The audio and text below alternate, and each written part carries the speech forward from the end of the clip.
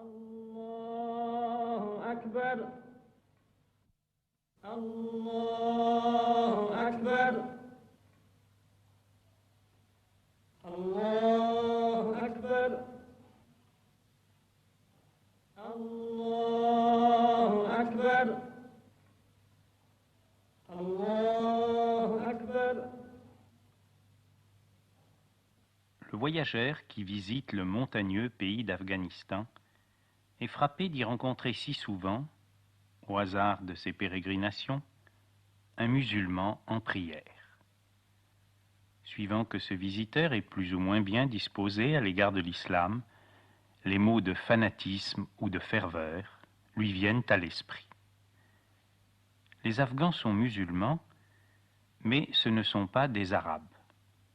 Certains Occidentaux, pour des raisons politiques ou personnelles, ont jugé sévèrement les peuples arabes. Que ces peuples ne soient pas toujours demeurés fidèles à la grandeur de l'islam, c'est possible.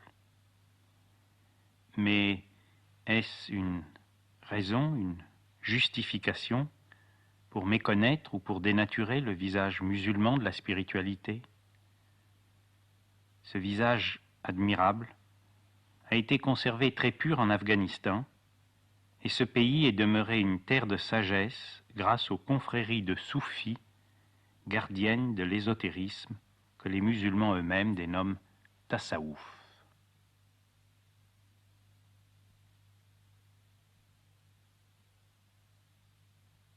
Mais si la foi musulmane se manifeste partout par les 5 prières quotidiennes, ou namaz, le cœur même de l'islam et surtout le soufisme apparaissent comme secrets, inaccessibles, inapprochables. Pour l'étranger résidant en Afghanistan autant que pour le touriste, cette contrée, comme tous les pays musulmans d'ailleurs, est hérissée de murailles aux portes closes, derrière lesquelles chacun peut imaginer l'Orient de ses rêves, celui des poètes, celui des harems, celui des mystiques. Bien des étrangers ont vécu pendant des années en Afghanistan, bien peu ont su que certains de ces hauts murs cachaient une vie spirituelle enracinée dans la tradition islamique, mais atteignant les cimes universelles de la métaphysique et de la connaissance de soi. Et pourtant, il est un secret tout simple, qui rend inutile tous les sésame ouvre-toi. Les ranakas, c'est-à-dire les demeures où se réunissent les soufis et où résident leurs maîtres, gardent leurs portes toujours ouvertes. Mystiques de l'islam, les pires ne sont pas des abbés de monastère, mais des hommes mariés. Les disciples soufis ne sont pas des moines, mais des commerçants, des artisans, des agriculteurs, des professeurs.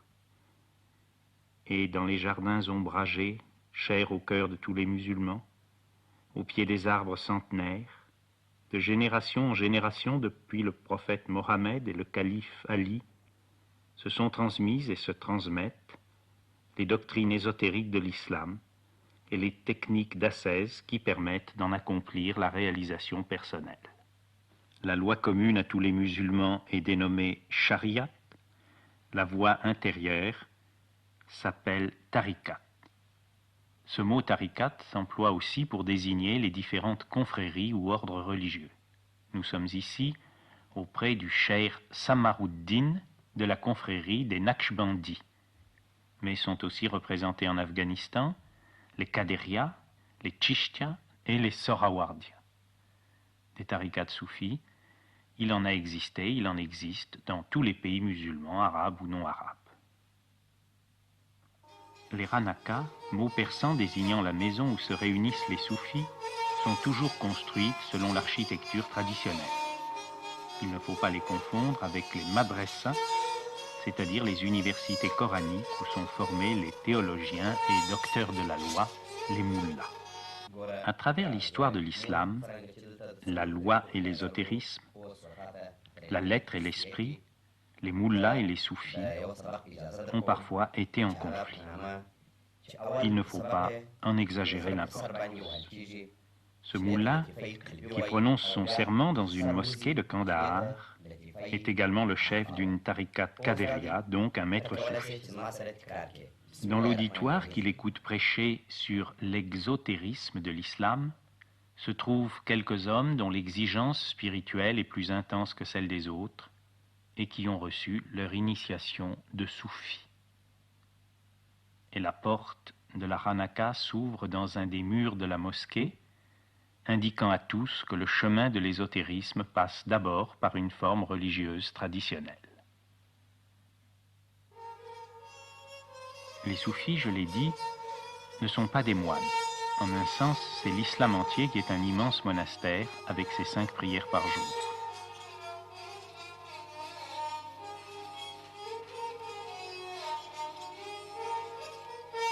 Les soufis vivent dans le peuple, avec le peuple, dans les bazars, les ruelles commerçantes, les échoppes et les marchés. C'est au marché, dans la boutique d'un de ses disciples, assis parmi les sacs de céréales, que lors de mon dernier séjour en Afghanistan, j'ai retrouvé pour la première fois un des maîtres à qui je dois le plus, Khalifa Sahib et Charikar.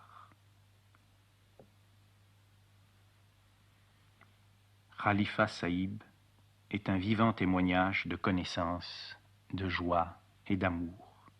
Pas la connaissance aride de l'intellectuel, mais la connaissance par l'être entier, la réalisation personnelle de la vérité. Pas la joie éphémère, dépendante des conditions, des circonstances, et qui fait place si facilement à la souffrance, mais la joie qui demeure, expression de la plénitude. Pas l'amour possessif, jaloux, égoïste, mais l'amour sans limite, infini, universel. Les Hanakas sont souvent construites auprès du tombeau d'un maître soufi, parfois un ancêtre du maître actuel. La plupart des confréries de soufis sont pauvres. Le véritable sens du mot fakir, au pluriel les fokara, c'est tout simplement pauvre. On a parfois donné aux soufis le nom persan de derviche, on les a souvent aussi appelés fokara, les pauvres.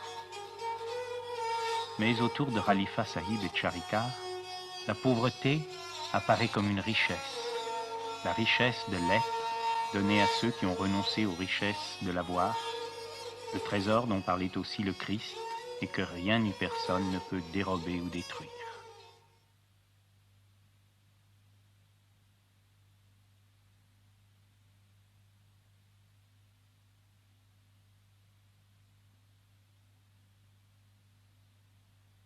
Tous les maîtres soufis que j'ai connus en Afghanistan laissaient venir à eux les petits-enfants.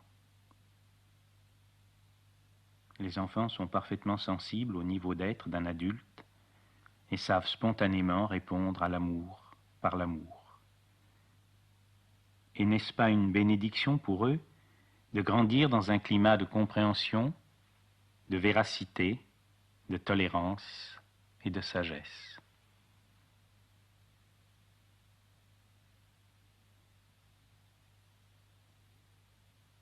Quant aux adultes, ils s'appellent entre eux des frères. À la Hanaka, tous les disciples travaillent de leurs mains. Tout travail, même le plus humble, le plus modeste, est une occasion de mettre en pratique les enseignements initiatiques. Aux réunions collectives du jeudi soir et du vendredi, qui correspondent pour les musulmans à notre week-end, tous les frères partagent ensemble la nourriture. Ces repas sont pauvres, bien sûr, mais les Afghans savent remarquablement préparer le riz, base de leur alimentation, avec les galettes de blé.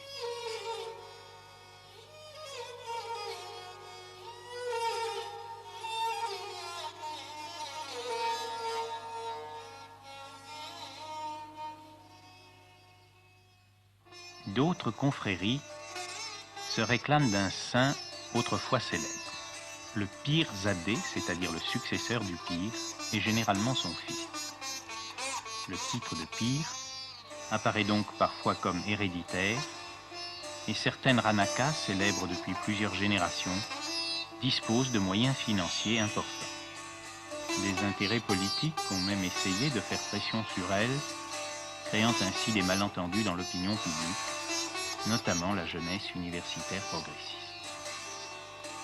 En vérité, un maître digne de ce nom est libre, totalement libre, en face de la richesse et de la célébrité, comme dans la pauvreté et l'abandon. Il est là pour tous, la Hanaka aux portes toujours ouvertes et la maison de tous. Le tombeau du premier pire est un lieu de prière et de recueillement où les mourides, c'est-à-dire les fidèles de cette lignée particulière, s'efforcent intérieurement d'atteindre au degré spirituel ou au niveau d'être du sage défunt. Le vendredi, après la grande prière de midi, c'est la communauté entière qui se réunit dans la salle du mausolée, mais à toute heure du jour, toute la semaine, des disciples viennent ici pratiquer leurs exercices d'ascèse ou wazifa.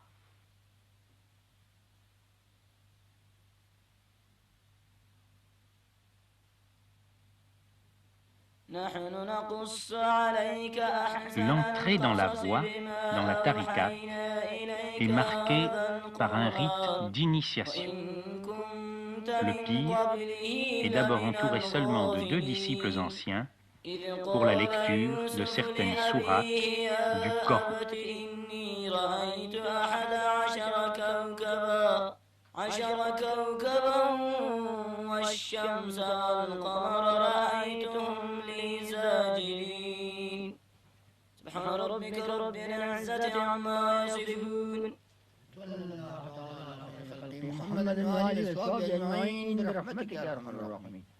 Puis le groupe des disciples déjà insérés dans la chaîne initiatique, ce qu'on appelle en arabe silsila, écoute le maître lui-même lire, cette fois non plus en arabe, mais en persan.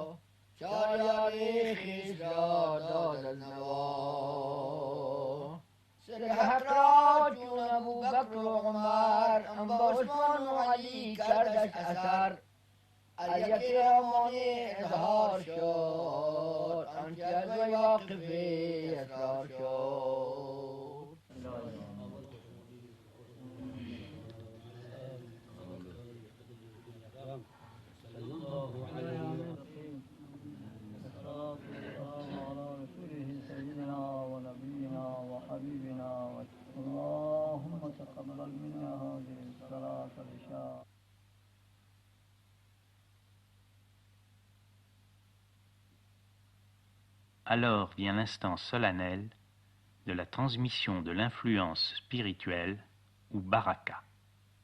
On dit que le disciple prend la main du maître. Il accepte son autorité et le pire le reconnaît comme son fils. Comme la relation du gourou au chella en Inde, c'est là un lien sacré, indestructible. Le disciple va alors recevoir son premier enseignement, une formule du Coran choisie pour lui, et l'enseignement aussi des centres subtils dans l'organisme, appelés latifa au singulier et lataïf au pluriel, sur lesquels il concentrera son attention.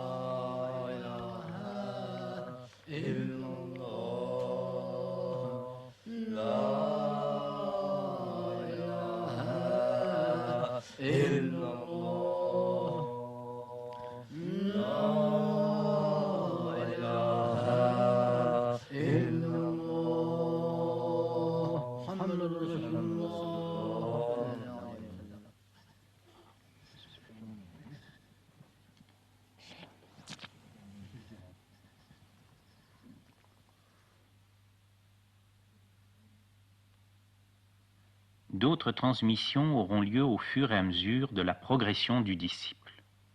L'ésotérisme de l'islam, le tasawwuf, constitue une démarche rigoureusement, je dirais même scientifiquement, organisée. Quelle science? La science de l'être. Comme le célèbre yoga hindou, le tasawwuf est fondé sur des certitudes en matière de psychosomatique, des certitudes précises et bien prouvées, et sur la connaissance des plans subtils de la manifestation universelle et de leur correspondance dans le microcosme humain.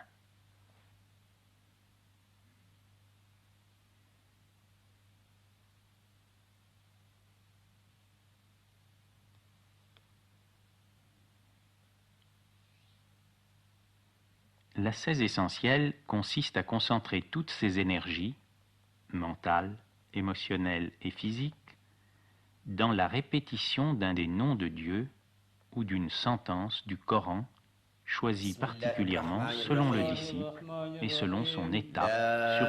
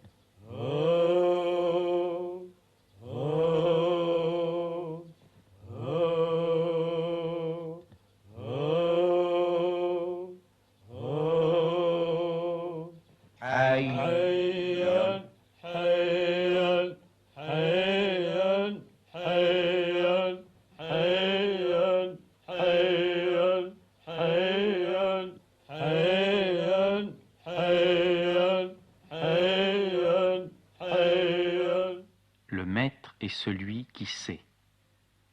Il lit à cœur ouvert les besoins propres de chaque disciple. Une part de l'ascèse soufie et collective, ce sont les cercles de dhikr ou zikr, où les frères répètent en chœur les noms sacrés. Mais cette évocation en groupe est préparée dans l'intimité.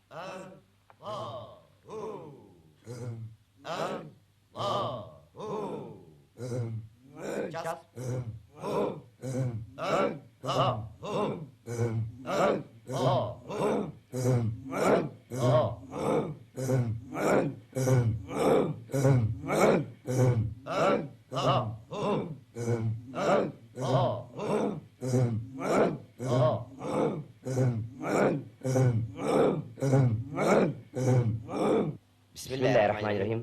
Allah, Allah, Allah, Allah, Allah,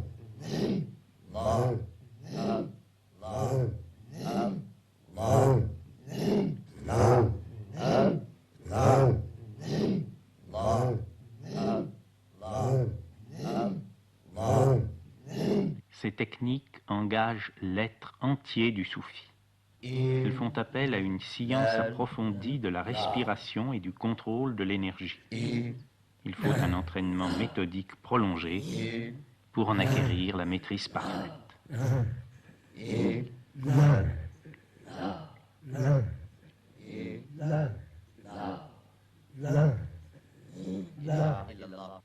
Les techniques de répétition ou mention varient suivant les voies ou tariqats. Le maître Maulana Fayyad est un pire de la tariqat des Qadiriya.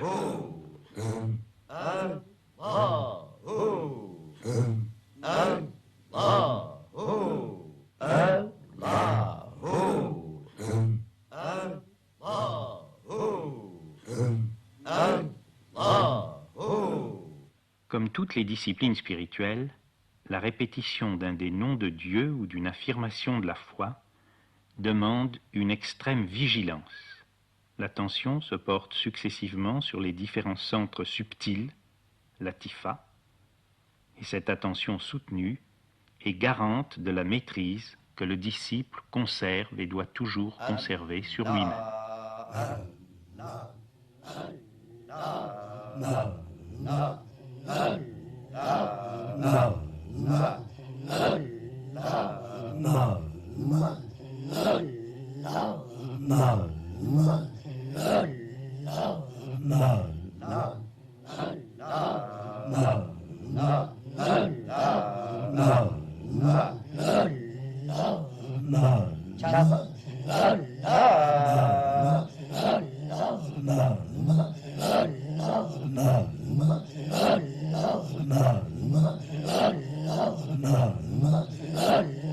أنت الهادي أنت الحق ليس الهادي إلا هو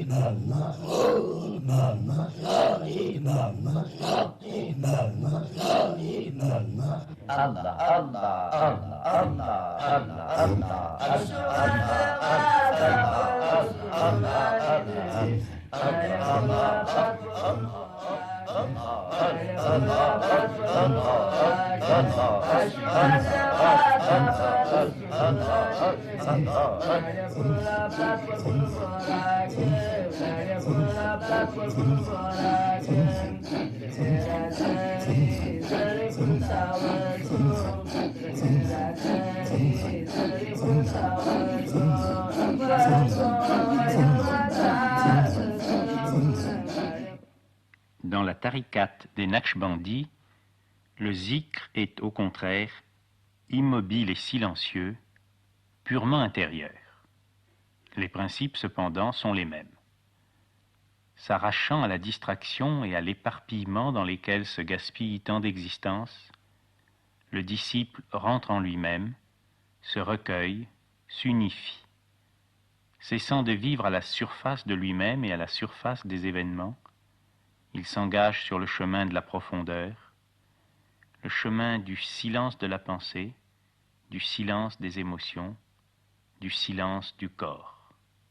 Alors, quand toute affirmation ou prétention égoïste s'est tue, se vérifie la parole chère aux soufis. J'ai cherché le bien-aimé partout à travers le monde, et il m'attendait dans ma propre maison.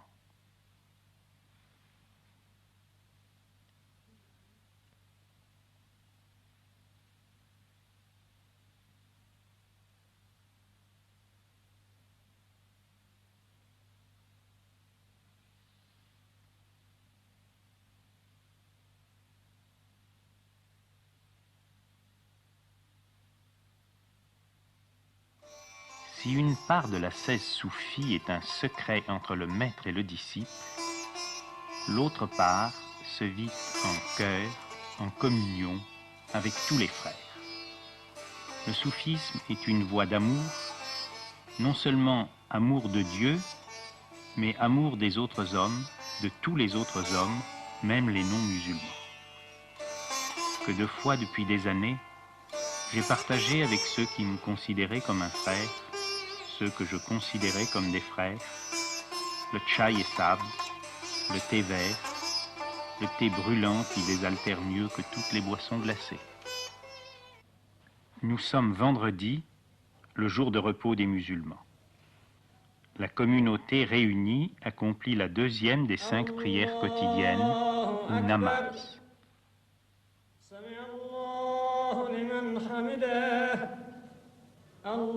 الله أكبر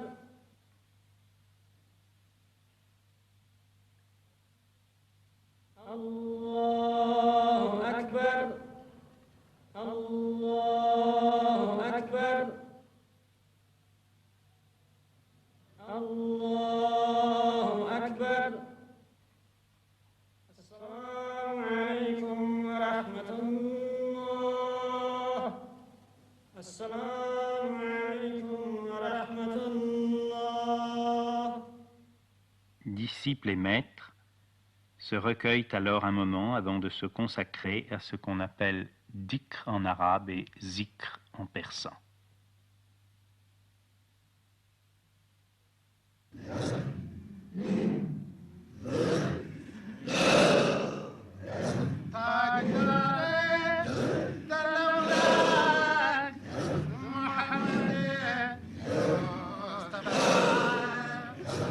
Les frères sont groupés en un cercle, à l'extérieur duquel se tient le maître de la confrérie. Témoin immobile, celui-ci est capable de percevoir l'état intérieur de chacun des participants.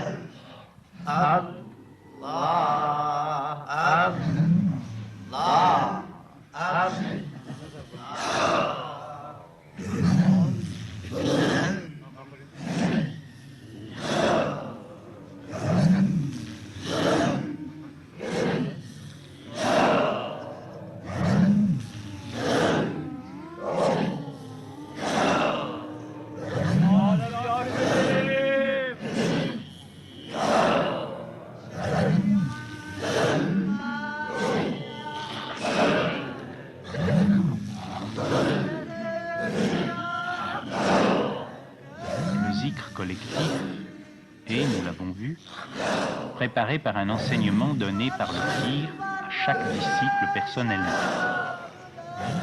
Dans le cercle de zikr, comme dans le cœur des moines, les individualités séparées s'effacent. La revendication égoïste fait place au sentiment d'être animé par une énergie supra-individuelle.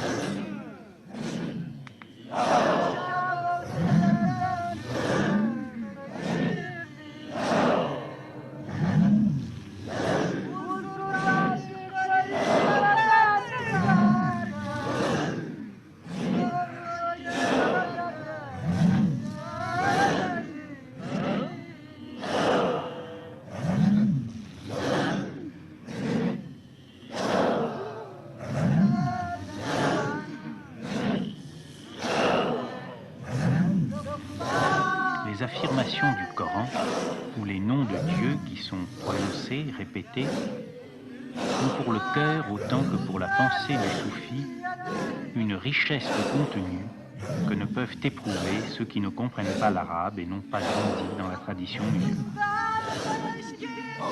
À cette invocation, toutes les fonctions, toutes les énergies du soufi participent consciemment.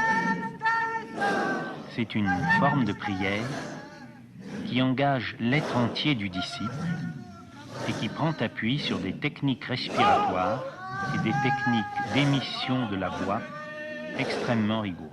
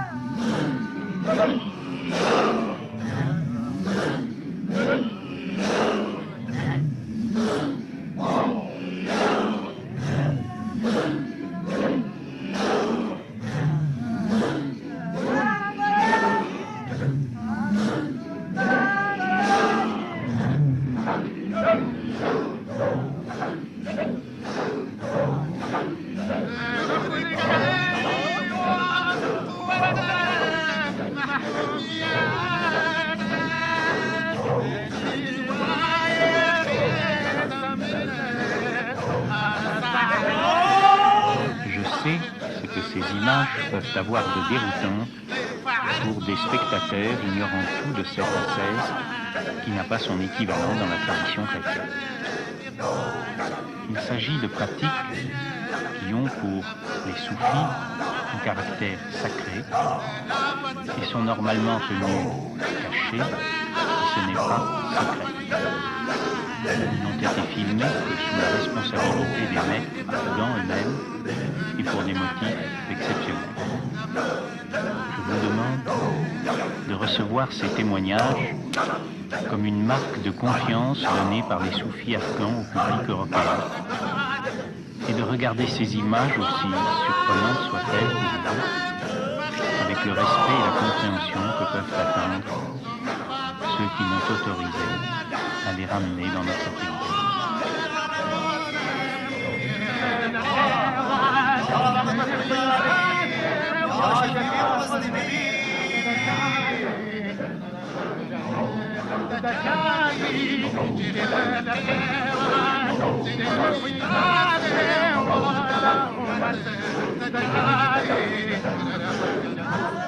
Le rythme s'accélérant, la présence et la vigilance du pir sont encore plus actives afin de contrôler que chaque participant, même parmi les plus novices, conserve la parfaite maîtrise de lui. En vérité, si la maîtrise technique du zikr n'est pas totale, le candidat imprudent aboutirait vite au coma ou à la syncope. Or, j'ai été témoin de nombreux zikrs comme celui-ci, durant parfois des nuits entières, et je n'ai constaté qu'un seul cas de perte de contrôle de soi-même, et encore pour 1 à 2 minutes seulement. Au moment où un observateur non averti pourrait se tromper, et croire que les derviches sont emportés par des énergies déchaînées, il suffit d'une ou deux paroles prononcées tranquillement par la main pour que le rythme rapide s'arrête en quelques secondes et que les disciples reprennent calmement une autre invocation sur un rythme lent et mesuré. Celui qui participe au zikr de façon juste est situé à un plan de conscience qu'un spectateur non engagé ne peut même pas soupçonner. Au cœur du mouvement effréné, il fait l'expérience de l'immobilité, il est l'immobilité. Au cœur du vacarme, il fait l'expérience du silence, il est le silence.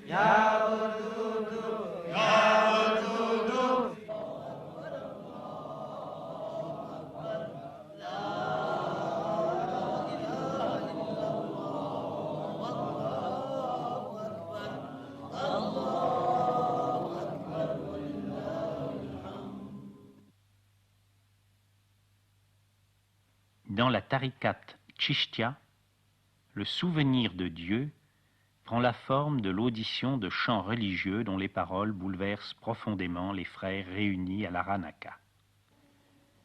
Il y a là une pratique assez rare dans l'islam qui considère généralement la musique comme illicite.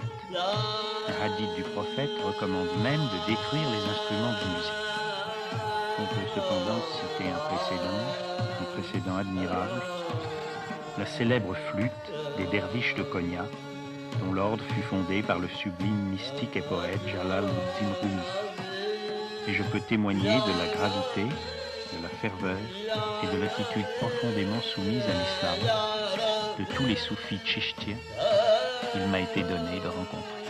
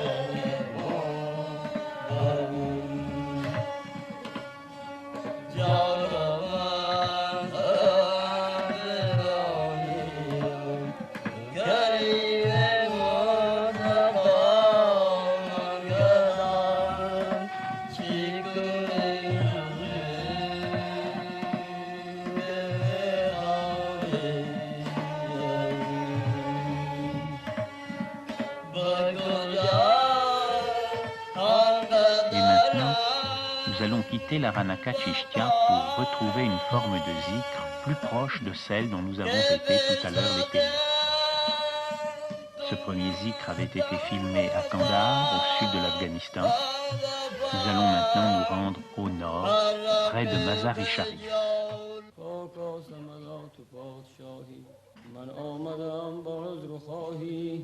نومید مکن منو همرا الهی پاک سمدا گنهگاریم جز درگهی تو دری دیگر نداریم ما روی نیاز با کیاریم ما روی نیاز با تو آریم عفو از کرمت امیدواریم تکبیر تو بر زبان برانیم بسم الله الله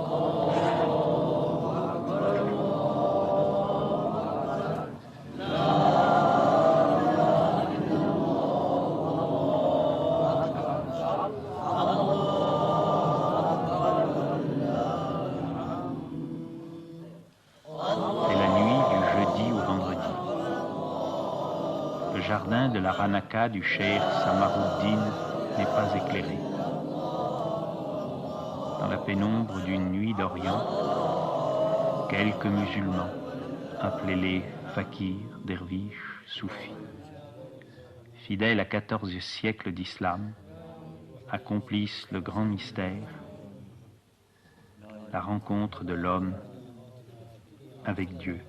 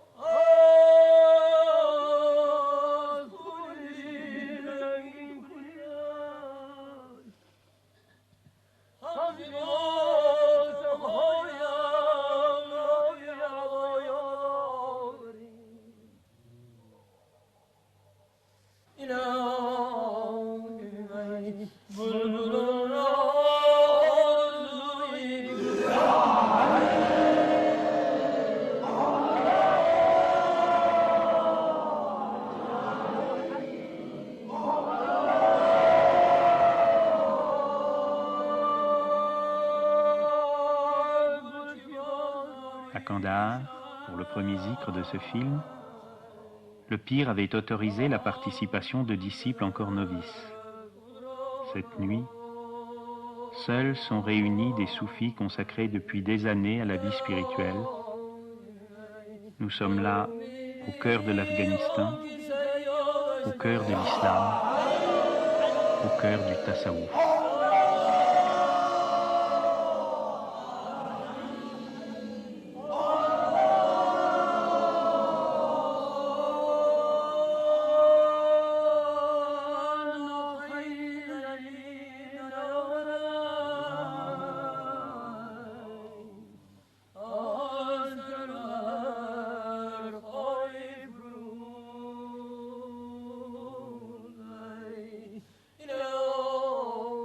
Je regarde ces images en même temps que vous. Vues de France, elles ne sont plus qu'un document, comme on dit, projeté sur un écran, un document curieux sur des coutumes périmées et qui n'ont vraiment rien à voir avec ce qui nous paraît important dans le monde moderne. Est-ce que ces hommes sont fous, perdus dans leurs rêves, inconscients, et cela dure depuis des siècles immuablement. Mais si ces hommes savent ce qu'ils font et pourquoi ils le font, alors pourquoi nous l'avons-nous tellement oublié dans notre frénésie de science, de technique et de progrès? Est-ce ceux qui ont fait fausse route, ou bien est-ce nous qui avons perdu une dimension essentielle de l'existence? On veut changer la vie. S'il est des êtres dont la vie est par rapport à la nôtre changée, radicalement changée, ce sont bien les vrais musulmans, les hindous fidèles à leur tradition, les bouddhistes qui prennent encore au sérieux les enseignements du Bouddha, les chrétiens pour qui ce monde n'est pas fait seulement pour consommer. De tels films ne démontrent rien, ne prouvent rien, ne peuvent rien prouver d'ailleurs, mais en regardant avec vous ces images, je dis que ces films posent tout de même une question. Être ou ne pas être, voilà la question.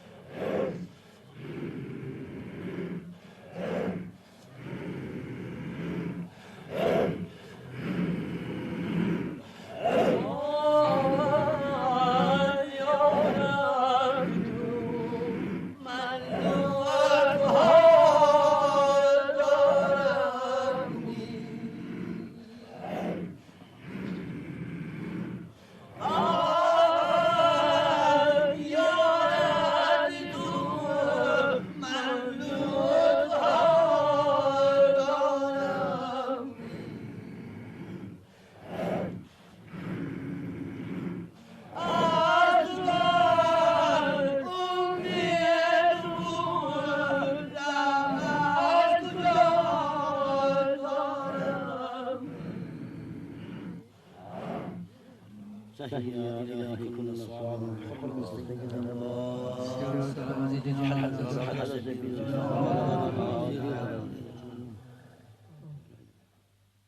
Dans la tariqat Naqshbandi, le zikr est accompli silencieusement. Après la prière à la mosquée, les mourides, c'est-à-dire les disciples, se réunissent autour de leur pir dans une salle spécialement consacrée, où ils peuvent d'ailleurs se rendre individuellement à n'importe quelle heure du jour pour la rentrée en soi-même, le recueillement et la prière. Recueillement que certains Naqshbandis facilitent en se recouvrant entièrement avec la grande pièce d'étoffe qu'ils portent sur leurs épaules.